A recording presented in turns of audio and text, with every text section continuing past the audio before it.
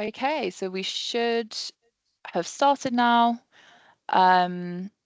We should be live, which is great. If anyone, for whatever reason, can't hear us, if you could just pop it in the chat, then we can work that out. But hopefully everyone can hear us okay. I'm gonna unmute you, Shazada, to just do a little check. If you could just let us know if you can hear us okay, then that would be fab. Hi, yeah, I can hear you. Great. Thank you so much. Really appreciate that. Okay, fab. Shazada is a lovely colleague of mine. So welcome everyone. Welcome to our session on Black History Month. Currently it is the end of October, so it's the end of Black History Month. Assuming that people have been to some really cool events already, we've already held a really great event internally where we had some speakers and it was very exciting. And now this is obviously an external event and it's our first one of these, so please bear with us with any tech issues that we have, but things are going smoothly now, so it should be okay. First of all, I would like to thank you for coming. I know it's 5:30 on a Monday and really appreciate you all being here and giving up your time. So what I'll do is I'll stop sharing this PowerPoint now and I will let our lovely speakers introduce ourselves. So I am Katie Fretwell. I work at Wokingham Borough Council. I am the Senior Specialist in Equality, Diversity and Inclusion. I started about 4 or 5 months ago. My job is to basically make sure that internally and externally in the council, we are being as inclusive as we can be and following the law, etc. So we're just about to launch a new equality strategy, which is very exciting. My pronouns are they, them. I'm non-binary. And I will pass to Anne because you are next on my screen. If you could introduce yourself, please. Hi, I'm Anne. Please let me know if you can't hear me. I'm having some internet issues. I hope it's okay. My name's Anne, and my pronouns are they, them. I currently have 2 jobs at the moment. So I work at Stonewall, an LGBT charity, and managing their inclusion workshops and delivering them and sorting out the logistics for them. And I also, within that, do a lot of work facilitating and managing our programs and retreats and stuff. I also, on the other hand, do run a social collective called Black Girls Rock, which is about getting more Black women and non-binary people into rugby and kind of carving out a space for people that haven't typically played rugby before, or may not, or maybe a minority in that space, to have that freedom and to express themselves. And we've got a team. It started off as a podcast. We do invitational friendlies, and really I just try and do a lot of work surrounding equality in sport as well. Thank you so much, Anne. I will pass to you, Alice, as well, because you're just next on my screen. Can you hear me? Yes, all good. Good evening, everyone. Thank you very much for coming to this webinar. My name is Alice Kunjappy-Clifton. I am the chair of the Equality Forum, the Wokingham Equality Forum. I'm a mother of two girls who are flown the nest, so I'm experiencing empty nest syndrome at the moment. And I'm also the lead officer for Health Watch, Wokingham and Reading. Plus, I also run a charity or a community organization called Community United, whereby we try and bring communities together under a theme. So culturally better together is what our hashtag is. And that runs from West Berkshire right up to Wokingham. So the whole idea of the whole community thing is to bring under the banner of belonging. We all have commonalities that we all, can celebrate. And that's what Community United is all about. And today, I'm really, really excited for our first webinar, because I think this is something that we will hope to embrace in the future. But thank you very much for coming. Amazing. Thank you, Alice. Marimbe, I will pass to you next. Thank you. Thank you all. And good evening, everybody. I am Mirembe. Majority of you may know me by Jonita. They're all my names. Mirembe, Jonita, Luanga, Wingfield. I know it's a mouthful, but they're all my names and they all mean so much to me, more so during Black History celebration as we do in the UK during the month of October. I am a mother as well, and I am a wife, a daughter, a sister, a friend, a colleague to many. But out of all of those, I currently, for your relevance, I sit on the Equality Forum. I also currently lead on the anti-racism subgroup. And I also founded FAA Society quite a while back. It's going back to 2006, even beyond that, as whilst I was still a student at the University of Westminster. That was a society by students, for students, to raise awareness, HIV and AIDS awareness in a student-friendly manner. But we've since evolved and have formed it into a not-for-profit organization, which is still running. It has global partners in the US, the UK, and Africa as well, Uganda to be specific, but also sub-Saharan Africa. More to follow on that. Amazing. Thank you so much. So I'm going to just start by asking you all a question. Alice and Anne, your cameras have gone off. I don't know if that was... Oh, there you go. We're back. Going to start by asking you a question. So the theme for this year's Black History Month is reclaiming the narrative. And I think this means a lot of different things to different people in terms of reclaiming the narrative that's taught in schools, that's just generally exists, especially in the UK, the narrative that exists worldwide. So I wanted to ask, what does that mean to you? And how do you think we could reshape how Black history is perceived and taught?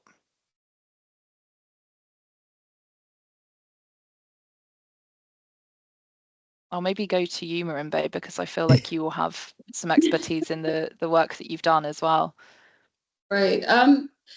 Black history, I don't know, to anyone that's ever listened to me or has the time to listen to me, has always been something really, really crucial and fundamental to my being. Naturally, as an African woman, I was born and raised in Uganda.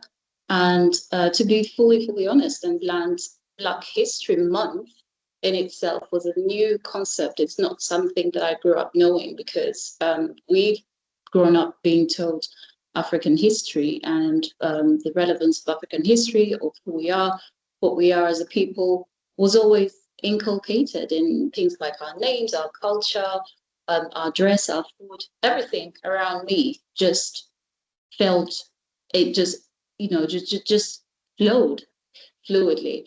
However, when I came over as a student, as an international student, and pretty much in the early days, got to understand the sense of othering and just realize that, I am the other.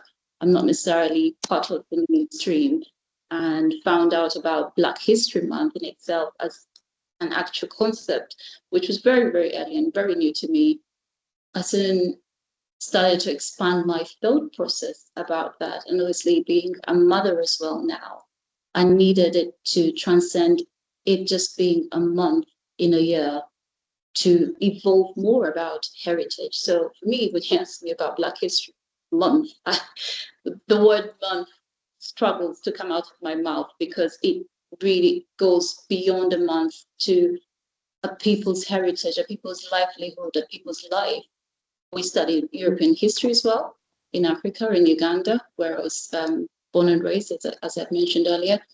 But it doesn't detract us from the fact that we studied European history. Didn't detract us from not knowing who we are as a people, as individuals. I suppose I digress a little here, but to answer your question, I know who I am as an individual, and I would love for the rest of the world to actually understand that we come with a very rich diversity and heritage behind us, and the knowledge is there. As it is, I'm actually right now in a library full of books, full of knowledge, and we would love to see that expanding at a global level, so that it's not just a month. Every time October comes, there's a knee-jerk reaction for us to quickly figure out what's happening in the month of October, but mainstream it. And there's no thread from one or the other. We can't study European history at the same time we can't actually study Black history or African history. Yeah, absolutely. I think it's the kind of thing of, as you said, the information is out there and people's stories are out there. It's up to the world to harness that information, and not just in the month of October, sort of working it into everything you do. If you have a book club or a reading list, like put some books on there that are, you know, written by Black people and people who talk about Black history as well. It's yeah. I think it's often a sort of thing of, oh yes, we'll do a webinar in October, but actually there's ways of working it into your everyday life that's really important. I guess, yeah, I'd like to ask you the same question, Anne. And interestingly, I know that we're about the same age. Anne and I used to work together at Stonewall. I think we're about the same age anyway. Maybe I've made that up. But when did you hear about Black History Month first? Was it when you were sort of at school? Was it when you went into the workplace? And yeah, I guess echoing Marimbe's statement as well. Obviously, it should not just be a month. It should be something we're constantly doing. And how do you think we can sort of reshape that? So I think the first time I heard about Black History Month was definitely like in school, in like primary school, where like we had to probably write a poem about like Martin Luther King, or like just like kind of the typical thing, to do like a little display that will be up for a month, and then it was then kind of like business as usual afterwards.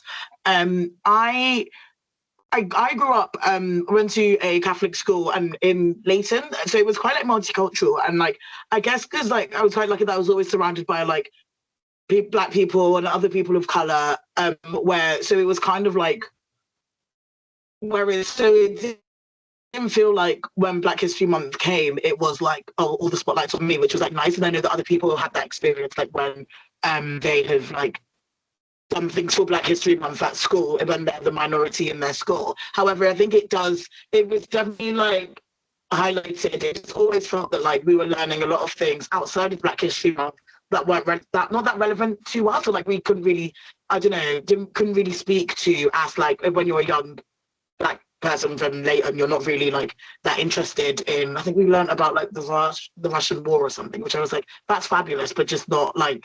But then Black History Month was that the only time that we could like, I don't know, we kind of felt like we had like stakes in it. But I think, but another issue that was had as well, not issue, but just something I always found, is that we only ever learn about like Martin Luther King and slavery, when like Black history is such a rich variety of things, and like thinking about like African people and like Caribbean people and like all the, not only just like the hardships that people have gone through, but like the celebration of like amazing things that Black people have done. And I think it's things like that like we definitely missed in like Black history growing up, and I wish that we had more of. Like I found out the other day that like the first woman to like create hair straighteners was a Black woman, and like I don't know, so like little things like that that are like so relevant to us, like day-to-day people, but like you only ever talk about the hardships and never about like the joy, and there is like loads of aspects of joy. Yeah, that's such a beautiful thing. I think that is something that exists in when we talk about diversity and inclusion. I think a lot of people are scared to talk about the joy, and scared that maybe if you talk about the joy, it will mean that people aren't sort of driven into action to still make change. And I think diversity and inclusion and things like Black History Month or LGBT History Month or things like that, it's a space to really have some joy and celebrate and highlight figures who have been semi-erased in the past from various Western narratives and things like that, but also that can be done at the same time as recognizing struggle. It doesn't have to be two things that are sort of done separately, I think. Thank you. That's, yeah, really interesting point. Alice, I guess I will ask you the same question of just the sort of basics of Black History Month and reclaiming the narrative, and what your thoughts are on that. For me, I mean, the only time, so just to share with you that I came to the UK in the 1970s kind of thing. So we never, I mean, the conversation about Black History Month never existed. So it's quite an interesting for me to see how things have evolved. For me, Black History Month is for everybody. While it's primarily celebrating Black people's history, culture, and contribution, it's an educational opportunity for all, regardless of the background. So the goal is, I think this is for us to promote understanding, awareness, and appreciation of Black history, because there's so much history in everybody's culture and communities that we all can embrace. And that's what I think what I think of Black history. By engaging, people can learn the struggles and achievements. History is about learning the past, but not, bringing the best of history to the future and making things better. And that is what I think, what we can foster the empathy and solidarity. But this also, helps us to have an informed and cohesive society, because I do think that we all have got some sort of diversity in all of us. So we need to embrace that. There is beauty in diversity, and that's what, I mean, if you turn on, for me as well, in the sense that throughout my time being in this, in the, I mean, I've never heard the word ethnic minority. I've never heard that where I come from. So I come from Malaysia, which is a cosmopolitan country with diversity in itself. It was the first time ever heard in the UK. And I kept on asking the question, why such a terminology? Because that makes a bigness. That narrative is quite negative in a lot of ways for the community. You're minoritizing a community. Why? Why should that be? So we should turn around and look at, how we embrace that narrative. We should embrace positivity, not negativity. We are all here in this world to make this world a better place. Color should never come into it. So that is how I see the whole thing. And even terminologies like the narrative of hard to reach really goes me to the stage whereby I think, why are you saying that? Have you ever gone to the community and asked them why do they not engage if you say they don't engage? So those are, those narratives matter. Yeah. Just turn it around. And if you turn around and think about it during COVID, if everything was negative, they would not engage, they're not taking the vaccine, ask the question why, not make a judgmental statement. Because that is what we should be doing, not, because we all are here for a reason. Diversity has got its values. Nobody should be perceived as a minority. Yeah, absolutely. Thank you so much. I think I really loved what you said about taking the best of history and taking it forward. I think that's something that absolutely is, I don't necessarily think being spoken about. I know sort of schools are getting better at teaching about like celebrating Black history and celebrating diverse figures in the past, but I think generally in our conversations, I think it's a bit lost. And I also think your point about language as well, in terms of having the words ethnic minority versus global majority, because the majority of people in the world are not white. So why are we using the term minority? That doesn't even make it doesn't make logical sense. Like minority where are we talking about? I think, I don't know, I want to sort of open that conversation up in terms of talking about cultures and words and names for different races of different people that have changed over history, and how that's part of reclaiming the narrative. Because I know that when I have got a master's in gender and race studies, and I did a whole look at sort of the creation of a woman and where that word woman comes from. And actually in Nigeria, well, Yorubaland before it was called Nigeria, there wasn't a word for woman, which I never knew, because gender was quite diverse and less binary than we view it of in the West. And that's just really interesting. And it took me getting to the level of having a master's and doing all this massive in-depth research to even know that one fact. So yeah, I'm wondering if particularly Marimbe, with your work in global development and your studies in that, and Anne, I know you teach about this a lot at Stonewall. I'm wondering, off the back of Alice's point, in terms of erasure and in terms of stuff that you would like to bring forward into the future, what kinds of things would they be? So from my perspective, is actually, I would think about marrying, yes, history or her story with the current stories, with the current people that we have, because there's a lot that obviously our great legends, the Maya Angelou's, the Martin Luther King's, and Mandela's, everybody out there that have done amazing, amazing work. However, it's easy for us to look at that and think, well, they were exceptional, they were extremely special. There's no in the world that could even remotely shine a torch next to them. But in doing that, you're missing the mark in terms of just seeing our local leadership through people like Alice. You know, she keeps going on and drumming and knocking at doors at times that may necessarily not be fully open. In the same vein, with each and every one of us around here on this webinar at the moment, we all know our work is not easy at all, and there are more doors that are shut than are open. But we keep going on out there and just doing what we can. So I think, particularly in bringing the younger generation into experiencing what's going on at the moment, because it's quite difficult for them to relate to some of the things that have happened in the past. It's vital to bring out things that are relatable, people or humans that are relatable to them. I'm not sure, Katie, if you are aware that we actually had an Obama work within Wokingham Borough Council, for instance. Were you aware of that? No. Yeah, Obama's sister actually worked within Wokingham Borough Council way back in when I was just started out working in Wokingham Borough in the voluntary sector. I had the opportunity to actually meet with her.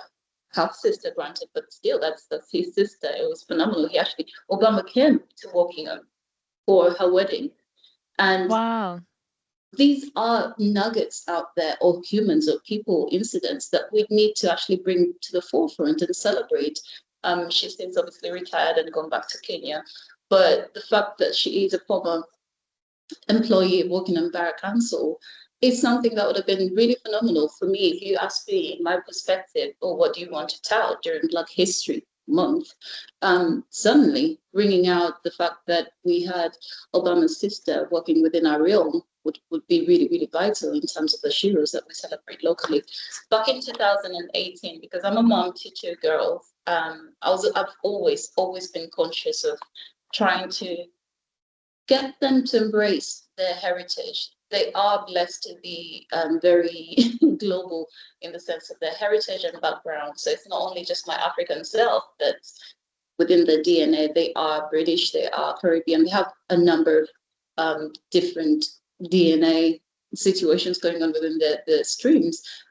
But it was fundamentally important for them to understand that being an African woman is not something to be ashamed about. That's something that I have very much, both in a personal but also within the professional realm, come across time and time again that, you know, if there was to be a hierarchy, this is where you are, and that's your place, and take a ticket and just be quiet, be good. It's vital for me to see that the next generation actually embrace and acknowledge their heritage with pride. I compiled a book with African female trailblazers in 2018, just so that that narrative is not just lost just for, oh, you know, we just did a once a month event and that was it, and that's done by. So if anyone's interested, I'll be more than happy to share the link. That in effect also delves into the local creative artists that we have, the local authors. Shirley Amstons, she's a counselor but also an author. business person, we have Tutu's Ethiopian table, to name a few. There are very many local people within our realm, within the borough, that we can actually celebrate and just put out there. Yeah, amazing. If you could pop the link in the chat, or if you send it to me, and then I could look at that. That's incredible. I had no idea Obama's sister had been living in Wokingham. Yes. It was interesting. We were having a conversation just internally at the council this morning about sort of street names and how we name streets, and we were talking about diversity in street naming, and there's obviously a lot of incredible local people who have had an impact in Wokingham that we might not know about, because as you said, like the historical figures of Martin Luther King and the big names, they're great, but equally their legacy lives on through even people like the three of you in this webinar, like are still building on that work. Thank you for sharing that, Marimbe. Anne, what do you think in terms of sort of what from the past would you want to bring into the future? I know you said about the hair straighteners one, which is very, I also didn't know that until you just said today. So, yeah. I definitely think I really like the point that you made previously about like in like Yorubaland, like before colonization and everything in terms of like gender fluidity, and like that's definitely something that I want to bring back, and like something that I think needs to be talked about more. And like I was saying before about how there's I don't know, when we do like talk about Black history, and like we focus a lot on slavery and how like also how underdeveloped a lot of non-Western countries are, but we never, I think it's very rarely taught kind of the impact that the West has had on that, and like the impact that colonization has had not only on countries and like the economic states, but in terms of like how we view gender, how we view sexuality, and everything. And I think that's something that we need to, and maybe sometimes like the impact of now, obviously, as a society, like. Do you want to turn your camera off, Anne? I don't know if that would make it easier, make it clearer. We can sort of hear you, but it's a bit slightly robotic. Oh no, am I back now? You're back, but you've frozen. Oh no. That's okay, don't worry. Am I still, can you see me? Can't see you, can just see a frozen sort of picture of you. Oh dear. Maybe if I turn my camera off, and then are you able to hear me okay? Yeah, that's better. But yeah, I will try. Sorry, my internet's really not my friend today. No, that's right. So, sorry, what did I get up to? Talking about sort of gender fluidity and sexuality and what you wanted to take into the future.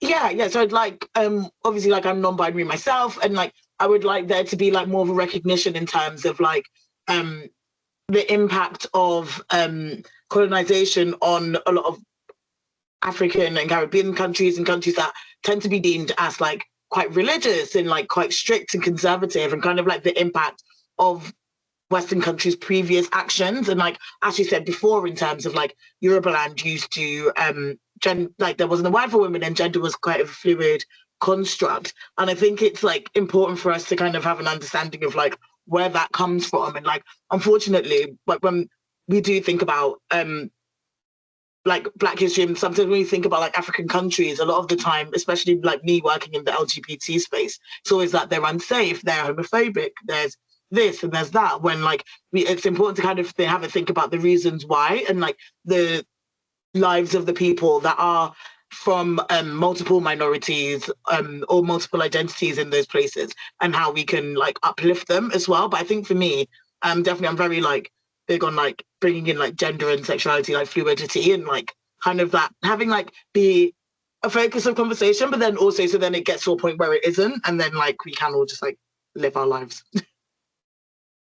Yeah, absolutely. And I think that's the thing, is that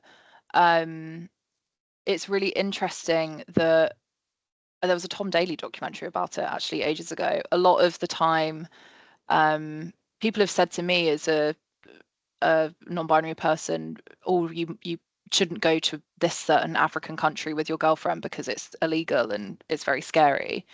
And it is illegal, and there's a lot of laws that are in place in Caribbean countries, African countries. There's also those laws were put in place sort of after, as you said, colonization, and after white people, and specifically white British and Western people sort of went and imposed those laws. So it's kind of rich, I guess, coming from the West now to have that conversation and say, oh, these countries are really homophobic and whatever, because it's like, look at the history of that and who sort of imposed that. Equally, I know that when I worked at Stonewall, there was loads of grassroots community groups in different African countries, different Caribbean countries, especially in Kenya, there's quite a lot. Who are LGBT activists and just have the same sort of goals and want the same things as people who work at Stonewall and live in London do. It's not, I think the binary that's been created is not helpful. Thank you, Anne. That's really really important. And yeah, I guess in it, by the same vein, Alice, if there's things from history, sort of nuggets from history that you would want, because you started this conversation, thank you so much, it's been really rich and great, if there's things that you would want to bring into the future as well, and you want sort of younger people particularly to know about. I mean, to be honest, I mean, we need to recognize history in itself, the people that got, and celebrate what they have done, as I said earlier on, bring the good, because that's what we need more than anything. We need hope. So that's what we need to do. So, having more conversations in schools, honest conversations, that's the thing. We need to accept that mistakes have been made on both sides. It's not one-sided.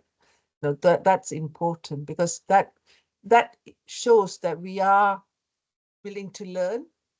I think, and that is something that we need to do. So education matters, but not having that conversation is not right, because then you're making people perceive it on one side, but if you have that conversation, I mean, there's no harm. For example, I know I will digress a little bit. I try and champion people to keep to their name, like Murimbe keeping to her name. That's beauty, but there are people amongst us who change their name. Why? Why do you want to change that name? You've been given a beautiful name, embrace it. And equally also, we ourselves, as British people, to turn around and say, what is your name? Help me to learn that name. Makes a big difference, instead of someone changing the name to make life easier, because the name has got culture, has got heritage, has got beauty, so those are things like, we need to learn. But also, there is nothing wrong in challenging racism, because that is occurring, but being brave about turning around and saying, this is how I feel, makes a big impact. And we as a Marimbe, for example, I mean, telling us about the people that can influence us, within ourselves. I'm just envisioning next year to turn around and say, maybe we could do a history of the people that we've got in our community as a storytelling event kind of thing. And so those are things that I think is what I see as what we should bring to the future. Absolutely. And I think it's interesting when Anne was saying that when they were at school, it was kind of there'd be some historical figures like Martin Luther King and stuff put on the notice board for a month and then taken off. Obviously, historical figures play a huge impact, but what about also the people who are doing things now? What about you three on the webinar who are doing incredible work in your communities? Why can't we speak about that in local schools in Wokingham and raise the profile of things like the Equality Forum that you chair, Alison, that you chair the subgroup of Marimbe? I also wanted to bring up, there's a comment in the chat that says, someone has said that a colleague said to them, I have to think about which part of me walks into the room first. And when we're talking about intersectionality, that's a really interesting point. Where do you think about sort of, okay, say you're going into a meeting and there's mostly white colleagues, mostly men. Do you think about the fact that you're a woman? Do you think about the fact that you're a woman of color? Do you think about, I don't know, if you were queer or if you were disabled as well? How do you sort of bring all of that into a room with you? It's it's a lot, and it's a lot to sort of think about what part of you you're bringing to different meetings and different. It's really complex, and I wondered if you could speak to us, Marimbe, about the Olive Project that you have that you work with in the community, and what that looks like in terms of intersectionality and Black women in particular. Thank you for that. Yes, that's a very, very vital question, and thank you to Sparks who raised it. I'll just gravitate and be as authentic as I possibly can be, because that's me, and I'll just put it out there. My husband always says to me, don't overthink it. Don't overthink things, just go with the flow, and because it's very easy for us to get caught up in our heads. When I started working in Wokingham in the voluntary sector, then it was called the Community Voluntary Service. I was the only one on my team, and the only person being of color on my team. And back in the early 2000s, I made amazing friends, still friends with the majority of the people that I work with. But to be fair, the questions that we faced at the time were short of ignorant, and it was basically purely because people just didn't know what was going on or what to ask or what not to say. But you just had to grin and bear it. Aspects like you walk into a meeting and somebody asks you about your braided hair or how many times do you wash it. We're not going to go into the micro detail of it, but there were elements of that you walk away from a meeting just feeling a bit drained. I'm pleased to say that Wokingham Borough Council in itself, just walking into the building, has changed, and there's still work to be done, but there's a fair amount of progress that's been made there. As a person of color walking in, I must admit, it did shock me the first time I turned up for a meeting, but this person immediately assumed that I was coming in for welfare-related services. There's nothing wrong with someone seeking the services.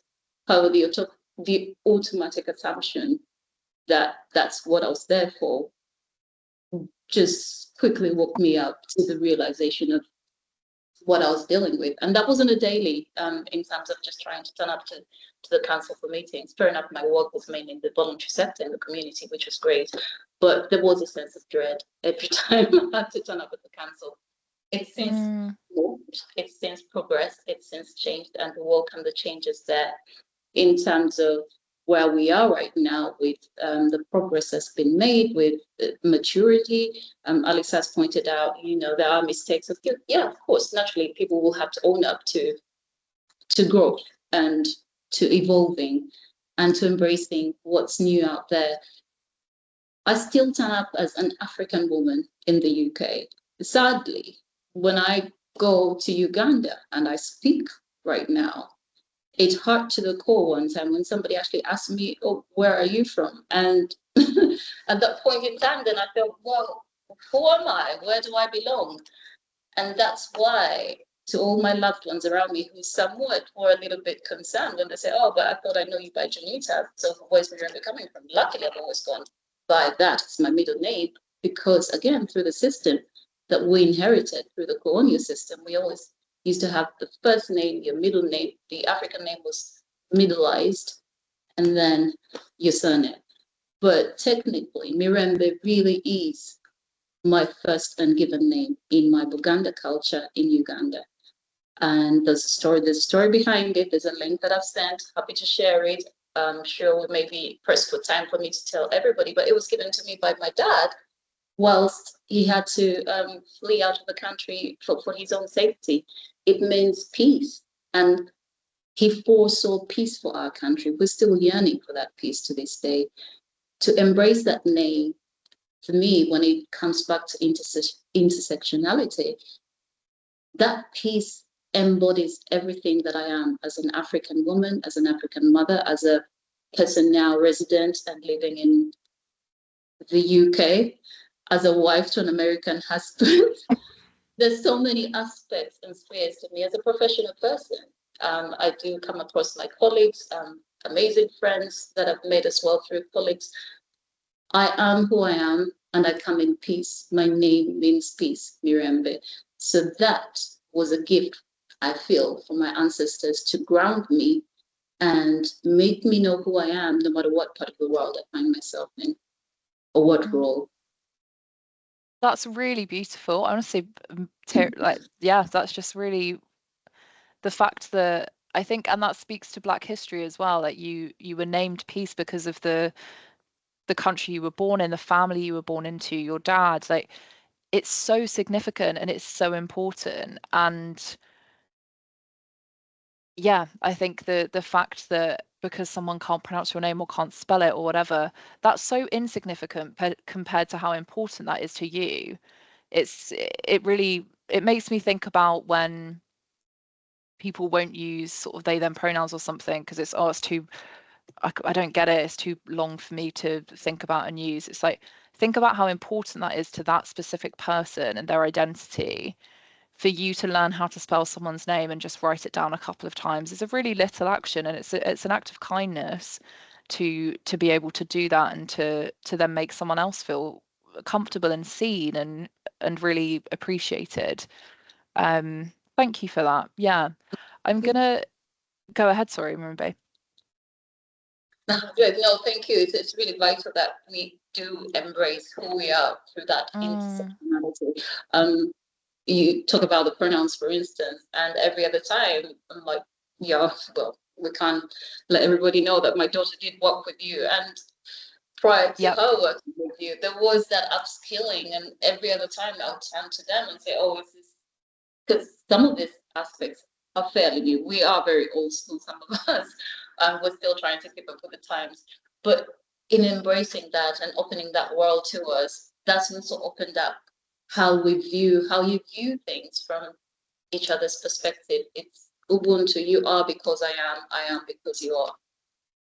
Yeah, and that's really beautiful. I think that's what's really important, and sort of back to what you said, Alice, about Black History Month being for everyone. I think you are a person in the world regardless of your history. Do you not like it's really beautiful to learn about the world's history as well, and how your ancestors have sort of fed into that, and how like I'm Jewish, and learning about, I knew nothing about my Jewish heritage other than the Holocaust basically, and learning about different things. That I went to a Jewish fashion exhibition a couple of months ago, and they were talking about how Jewish people basically ran the fashion industry in London about 100 years ago, and it was a whole thing in the Jewish community. And I was like, wow, I never knew this. And then my nanny said, oh yeah, actually my brother worked for the Irish Linen Company or something. And it's just this whole side of history that gets sort of, I'm specifically looking at someone's comment in the chat talking about the Commonwealth and reparations for slavery. It's this whole sort of side of history that gets erased because there have been such serious and traumatic events that have happened in the past to a sort of collective group of people. I wonder if maybe, I mean, we've got 12 minutes left, so if anyone has questions, really happy for them to pop them in the chat as well. I think it would be interesting to know about, in terms of when we're talking about history and when we're talking about the things we want to bring into the future, what things would you say have happened in the past that are still repeating, that the narrative hasn't changed? What things would you say in terms of a negative light? Because I think holding the beauty and the potential for a better future also has to be done by acknowledging things that you don't want to bring into the future, things that have happened in the history that you don't want to bring in. This is an open question to anyone who wants to answer. Can I answer that? Is that okay? Yeah. I mean, I think the thing is, so we need to acknowledge that things have happened. That is true, and that is, but we also, the history is all about learning. And that's what we should be doing, you know. And the learning is what we learn the good, not the bad. Bring the good into people. And also, you know, I also think that, you know, there's nothing wrong in saying sorry. We made mistakes. We say sorry and move on. And we should not hover over the past. Because the past can, you know, the past is the past. Today is the present. The future is the unknown. Live today. And we should embrace what is today with the hope of belonging and with hope. Yeah. And that's what we should be doing. Yeah, absolutely. And having a voice. And I think that's where we should be. We should be, you know, able to voice out, not in a, you know, one of the things that I find a lot of people tend to say, because I'm so passionate, I can be perceived as aggressive, but it isn't. It is the fact that, you know, I'm trying to get my voice out there. That matters. I think we need to listen to people of what they are saying, you know, and also, you know, we don't know people's past. And people react to them, but, you know, as long as we don't react aggressively, we are fine. But we learn. Learning is, you know, every day is a school day, and learning is what we should be doing. And, you know, and I think increasing awareness of such things like the Black History Month is a good one. You know, that, you know, there's so much culture in all of us, in all the diverse communities that we have. Embrace that. Leave the past. Please leave the past. And keep the, and I do think, you know, challenge the negative narratives. Make it positive. Anne, do you want to come into that? I saw you unmute yourself. Oh, I saw Marimba unmute yourself as well. Sorry, posted at the same time. I wanted to add just a little thing on like asking questions, and I think a lot of people are like, definitely something that I find, people are scared to ask questions and to get things wrong and then don't want to apologize. And I think people are like, you read like articles about like people being cancelled and all sorts, and like I think that people think that that's going to happen to them if they ask someone what their pronouns are, when that's not the case. And I think we need to like, it's important to like instill a culture of like spaces where people can ask questions, they can get things wrong, and that they're also encouraged to apologize and acknowledge it and move on. I think it's important to have a think about like what these spaces look like. For example, if I'm in a random meeting about like, I don't know, I can't think of anything right now, but if I'm in a random meeting, I don't really want someone talking to me about like being non-binary and race when it's not like anything to do with that. But like when we create intentional spaces, that's why it's important to create intentional spaces where people can feel like they can talk about that and ask questions, and having like those points of contact that where like they do feel like they're able to ask. Yeah, absolutely. And I think it's interesting because I was speaking to my friend who's Nigerian the other day, and he was saying that everyone at his work speaks to him a lot in Black History Month and asks him lots of questions about his family and what it was like growing up in Nigeria. And then as soon as October the 31st hits, people just don't seem as interested anymore. And I think that's just really sad, because it's sort of it feels slightly dehumanizing then when you're sort of put on this pedestal, is what he was saying in October, and then he feels that he's sort of taken off it when November hits.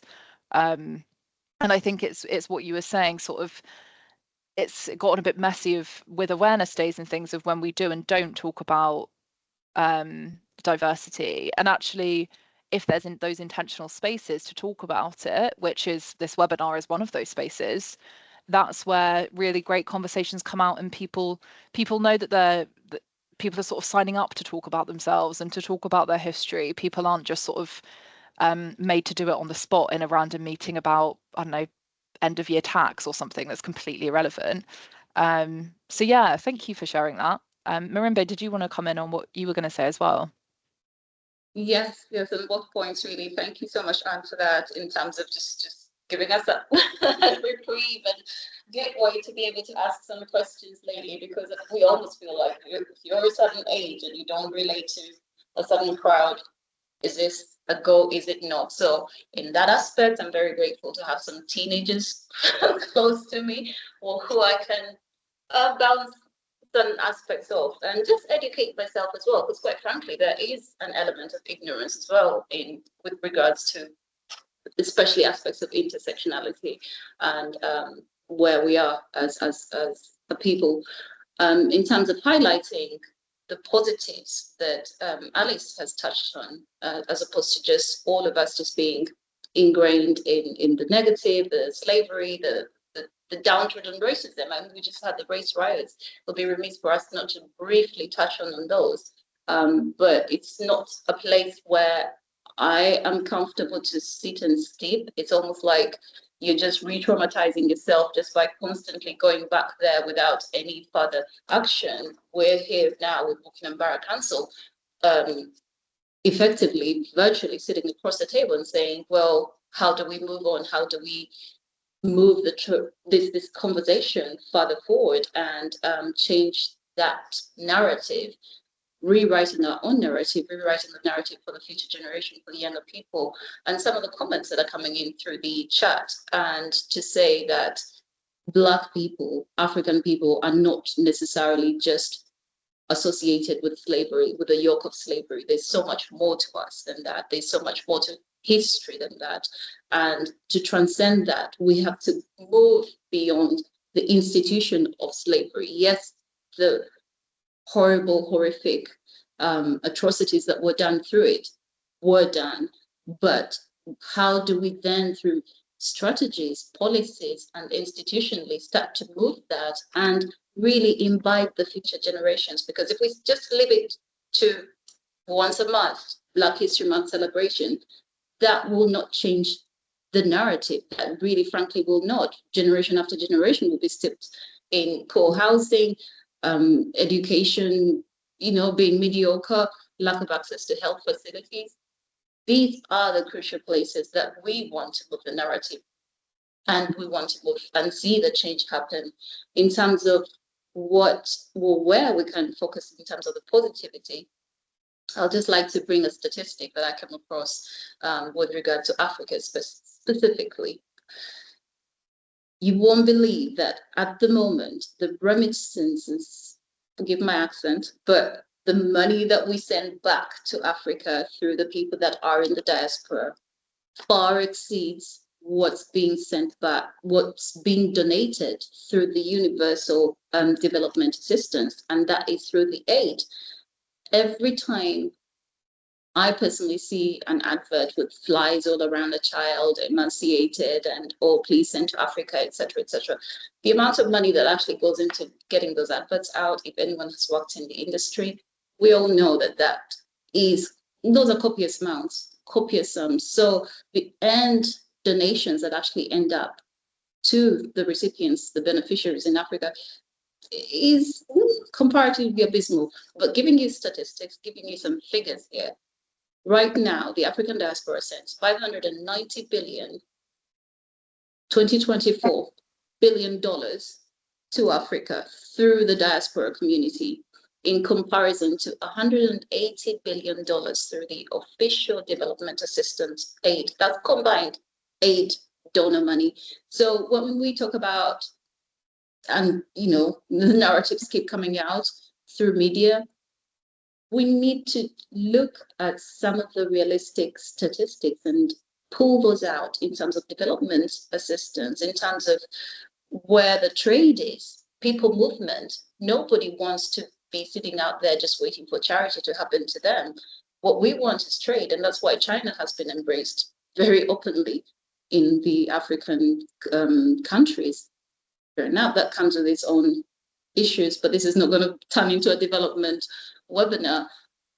The point I make here is Africa is not just a charity basket case. We are open to trade, they are open to development and just self-help. They are capable, we are capable of that. That's an incredible statistic. I didn't know it was that that.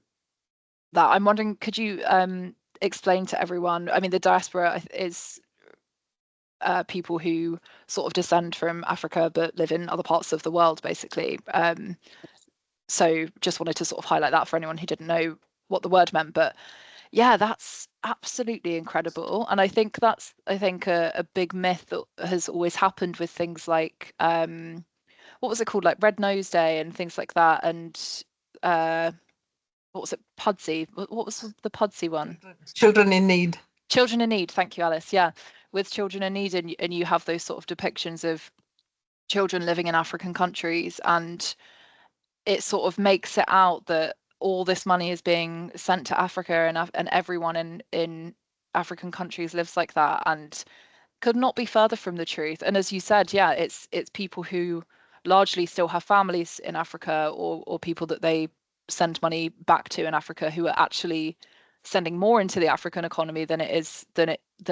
things like Red Nose Day and whatever. And the research that's been done actually shows that the vital issues that they're sending the money to are still the same issues that the donor aid money is trying to put toward. That's still the same issues are around housing, health, education, the vital things that we all care about, the economy as well. So for us to be completely dissociated from that conversation, or actually even accessing some tables or spaces, is a misnomer in terms of just putting the positive narrative out there.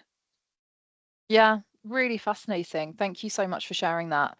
I'm aware we're at time, so wanted to say thank you so much for your sharing parts of yourselves, parts of your experience. I think it's really, really important that we talk about yourselves as individuals, but also your knowledge and the work that you do in your communities. And I'm really glad that that's come through today. I think I've really enjoyed this conversation. I feel like everyone else could leave on the webinar and I could just stay chatting to you all for another hour. But I shan't, because it's a Monday night and it's 6:30 and we've all got things to do. But thank you so much, everyone, for joining on the call as well. This has been recorded, so we will share that with our networks, and we'll share it internally in the council as well.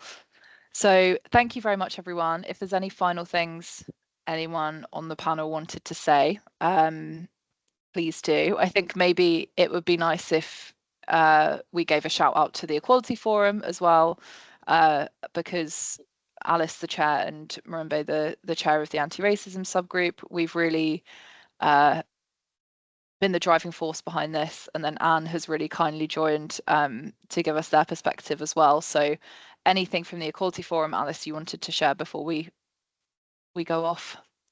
Yeah, I mean, the thing is, though, the Equality Forum is there for everyone. And it's not only inclusive to any particular community. So it's for everyone to come and share their voice.